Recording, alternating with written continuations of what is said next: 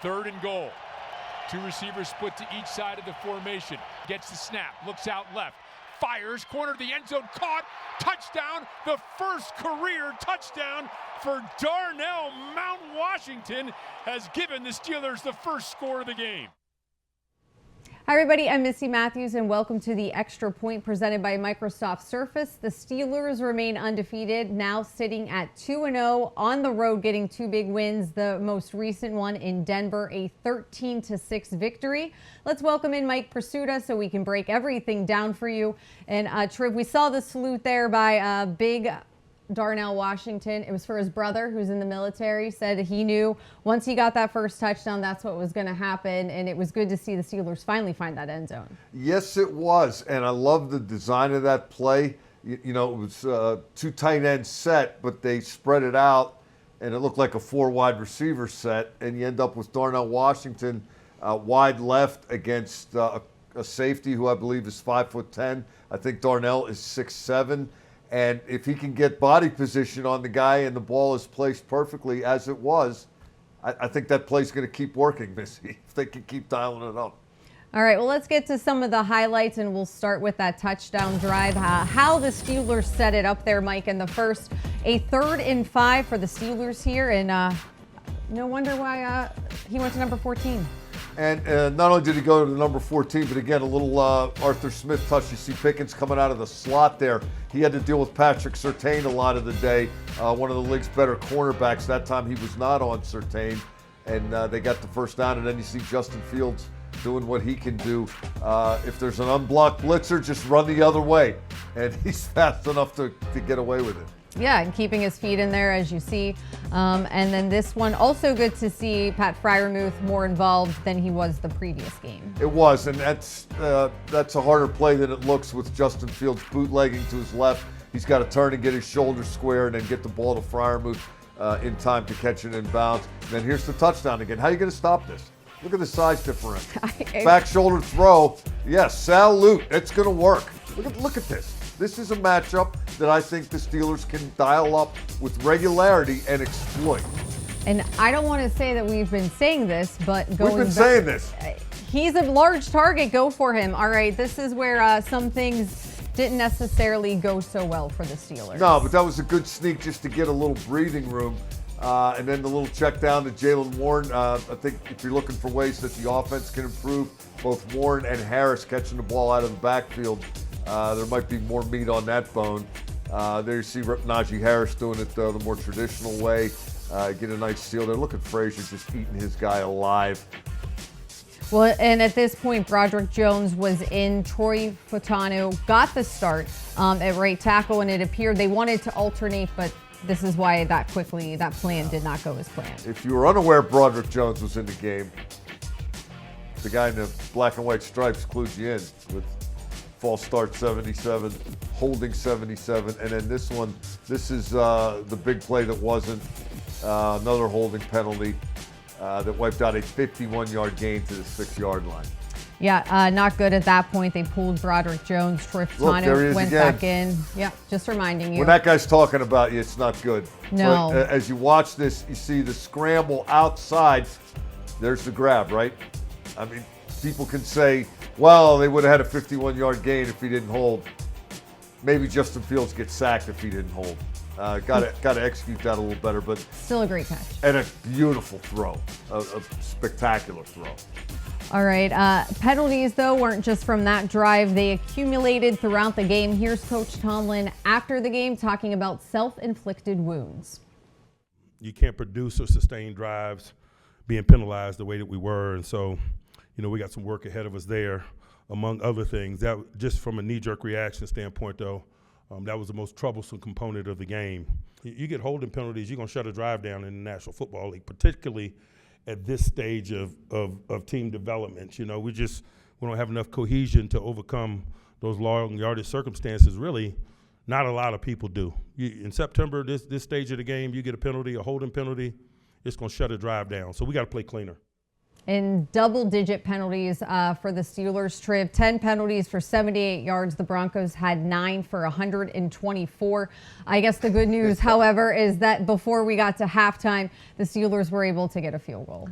Yeah, they dominated the first half. It was nice feeling for them, I'm sure, to get into the locker room with a double-digit lead. There you see another calculated deep shot. There's a flag. And the grab, nice one-handed try by Van Jefferson there. But, that works too. Either you catch it, you find that single coverage outside, and if you throw the ball in a good spot, you either catch it or you get what we got here, which was a grab. And that put the Steelers in position to score what we thought was a touchdown. Very athletic play by Pickens there. But you see our old buddy Levi Wallace calling it right away. Gene Steratore on the CBS broadcast said he would not have made this call. I don't know, it looks suspicious to me. And I very much respect Gene's opinion. He certainly knows more about the rules and the trigger points than I do, but I can see where that call would be made. Right, and when in doubt, send out Chris Boswell. And, as you said, when you look at the numbers, even the time of possession, you're like, how is it only 10 points for the Steelers? They had a number of chances. And for the Broncos, not looking so good, but then... Yeah. Well, I think that, something to point out here, 18-24 time of possession. That helps the defense do what it's been doing. I know they're looking for more points, and they want to score more points, and they were frustrated by the penalties. But at the very least, if you possess the ball and don't go 3 and out, 3 and out, 3 and out, 3 and out, you can change the field position and you keep that defense rested and then ready to attack when it gets in there. Yeah, and at halftime, Coach Tomlin said his message to the defense was keep your foot on the gas, and turnovers, they started to happen there in the second half. So let's get to some of those highlights, Triv, which we saw in Atlanta, and once again, that carried over into Denver. So we'll go to the third quarter, and this is Bo Nix, a 3rd and 7. Yeah, they didn't need the penalty flag there. That was one of the few times that Cortland Sutton, who's a very good receiver, was able to get away from Joey Porter Jr. And then here's the trick play where they get the ball back to the quarterback. And a little lucky there. That might have been 6 if it hadn't been underthrown. Steelers at least keeping it out of the end zone, which proved to be a pretty big deal a little bit later. Yeah, and Dante Jackson got injured. He was being evaluated, so Corey Trice came in for him. And we have the call of his first career interception. So Nix in the shotgun, has McLaughlin to his right. Now he motions him to the left, brings him back to the right again. Nix back, looking over the middle of the field. It's intercepted. And there's Corey Trice in the back of the end zone with his first career interception. Oh, Sweet Marie, what a beautiful job of coming through at the moment you're most needed. In a time of need, Corey Trice stands tall, getting his first pick. Had some hops there, Triv. And for anybody that doesn't know Corey Trice's story, just what he went through last year, his rookie season, it was good to see him finally get that. Yeah, and if you don't know his nickname, as christened by Mike Tomlin, he's one of the Steelers' avatar cornerbacks because he's got that lengthy one. He's got a great physical frame to play the position. Was doing very well last year in the spring, and then briefly in camp got hurt. First day in pads, if I'm remembering correctly, right, Missi? Yeah. And it ruined his year. But this is a guy I was kind of wondering all season. Wonder what they think of him. Is he going to come back? Is he in the mix? Is he just going to be a camp body? Clearly he's in the mix, playing in the 6 defensive backs dime and then going in for Dante Jackson, and all of a sudden the ball finds him. And, boy, what a key play to make for him. I wonder what that's going to do for his confidence moving forward. All right, let's get to another scoring drive for the Steelers. And I feel like at this point, if Chris Boswell doesn't kick a field goal of 50 yards or more, it's not a real game. But here's what led up to it, and another flag. Yeah, another calculated deep shot, single coverage, so you take it even against Patrick Surtain. I found it very interesting the way they thoughtfully, non-rhythmically went at that Pickens-Surtain matchup, or they went to Pickens when they were able to scheme it so that Surtain wasn't covering him. You know, in that first game in Atlanta, Missi, Arthur Smith was adamant that he wasn't going to let Jesse Bates, Atlanta's really good safety, wreck the game.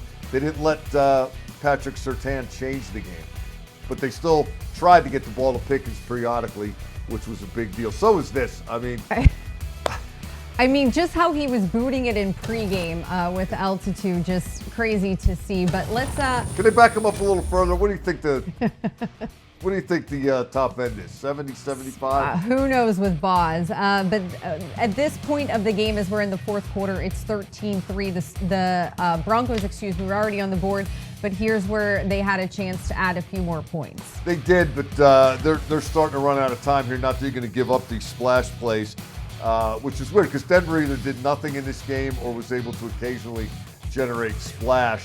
But the Steelers keeping them out of the end zone, that's something that they were pretty good at last year, particularly in the red zone. And they forced, this is Denver's second field goal of the game, but you see the clock there. Less than 2 minutes remaining, and the game was pretty much over at that point. Even though Denver's second half dramatically changed these final stats. You look, the Broncos actually outgained the Steelers. If you watch that game, you probably wouldn't come to that conclusion. No way. Without seeing the numbers. But 13-6, and I don't know how you were perceiving things on the sideline out there. I was back here in the studio, and I was watching this game, Missi. It didn't occur to me that the Broncos were about to score a touchdown ever. I mean, things can happen. You can run a flea flicker. Somebody can fall down. There can be a deflection. But I thought the Steelers' defense really had two hands on this game and really played well start to finish. Yeah, through the first 2 weeks, the Steelers defense has only allowed 16 points. That's their fewest since 2007. Second fewest in the NFL. That's only behind their upcoming opponent, the LA Chargers, for week 3. That's for another day. But we're going to take a quick break here on the Extra Point. And when I return, we'll have a chance to hear from DeShon Elliott on this Victory Monday. We'll be right back.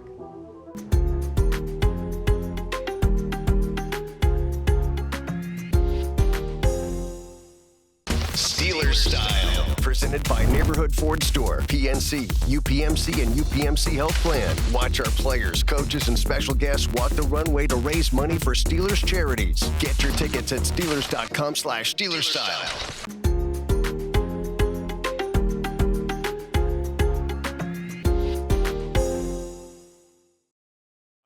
And Nix just does get it off. And a tremendous job. There's DeShon Elliott again, and he bangs down Javonte Williams for a loss of 4 on the play. That's what you call a heavy dose of deceleration trauma.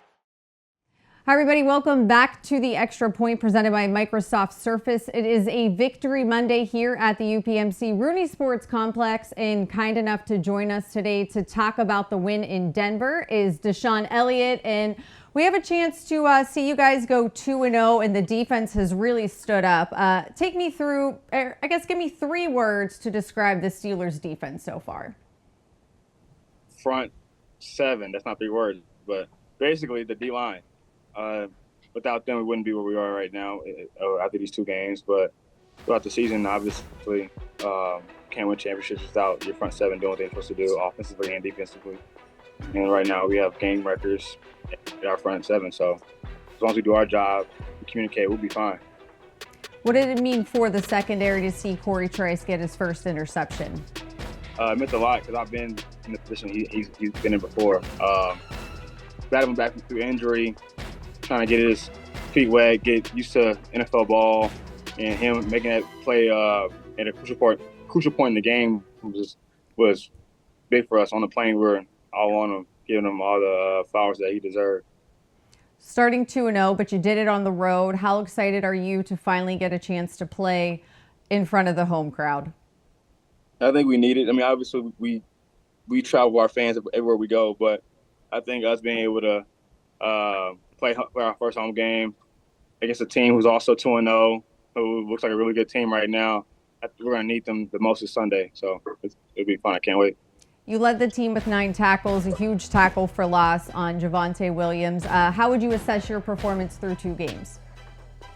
I played pretty well, but I think I can play better. I think I have some mistakes out there that I can make more plays. I left a lot of meat on the bone in a way. I got to be able to create more turnovers for our defense. I think I'm finally in a defense that plays to my strengths, and I think I belong in this type of defense. So I think if I can continue just to grow, continue to be be consistent, and I'll be fine. All right, DeShon, thanks for your time. We really appreciate it. Of course, thank you for having me. All right, we'll have Mike Prisuta joining me once again. When we return, we'll be right back.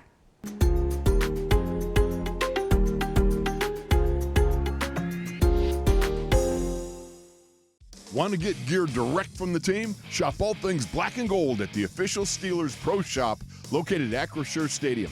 Get the latest sideline apparel and hats, jerseys of your favorite players, authentic memorabilia, custom gear, and exclusives you can only find here.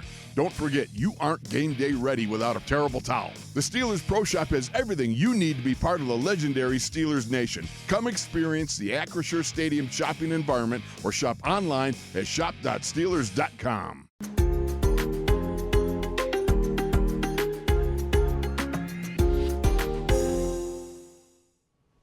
All right, it's time for some final thoughts as we wrap things up here on the Extra Point presented by Microsoft Surface. Triv, the turnovers proved to be key and part of the winning formula for the Steelers so far.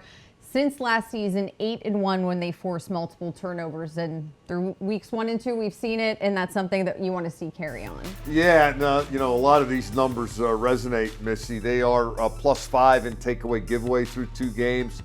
That's the best in the league. They have 4 interceptions.